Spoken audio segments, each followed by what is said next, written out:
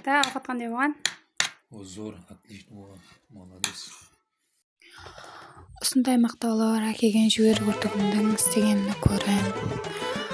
Мен жүгері күртікті осы 1 жылдан бері істеп жатырмын. Қыз кезімде ешқашан жүгері күртік істеп көрмегенмін. Себебі өзімнің әкем, папам ешқашан жүгері күртік жемеген, содан кейін өздерімізде жемегенсін шаңырақта істемейтін еді. Бұрын таза келіншек болып түскен уақытында енем Нилүфар бүгін қонақтар келеді, жүгері күртік істеп балам деп. Содан мен ұялып кеттім. Неге ұяласың, сен жүгері күртік істеп көргенім жоқ, ене. Сіз маған үйретесіз бе десем, ага балам. Өзіңнің ар жағында құнтың болса, өзің арқайын үйрен. Барлық затта да адам үйренеді деп бәрін нөлден бастап өзі үйреткен. Сол жүгері күртікті әр айын істеп отырған уақытта енем айтады. Баяғыда бір жас келіншек жүгері күртікті илеп істеп қонақларға тартаман деген деп жаңағы жүгері күртік ілінбейді дейді.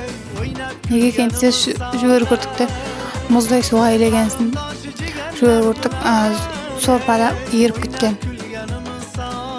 Сондай әңгімені айтып отырып енем әрдайым жүгері күртікті маған үйрететін еді.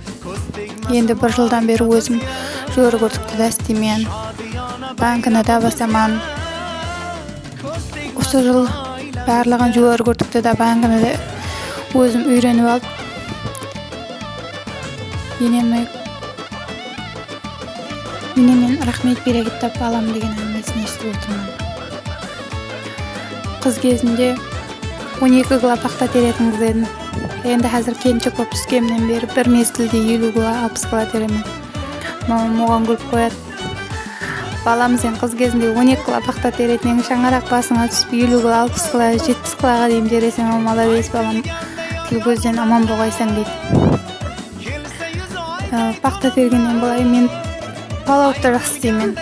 Себебі папам палауды қатты жақсы көреді. Біздерде 2 күнде бір палау істелінетін еді, 4 күнде.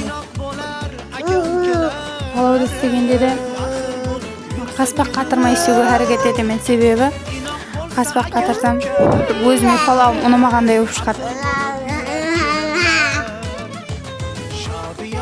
Қазір қайсы ауқатыма егер палауыма қаспақ қатса енем қуам дейді. Себебі біздің үйде қаспақ бір күтілмеген ауқаттай болады ғой енеме. Атама енем қатты жақсы көреді қаспақты. Бірақ мен өзім қаспақ қатырмай істеуге әрекет етемін. Негізінде қайсы ауқатты істесең, шынкеуілменен мұхаббатпен істесең, қайсы ауқатта мазал болады. Мұхаббатың, мейірімің сіңген ауқат ең мазалы ауқат шығар деп ойлаймын дүниеде.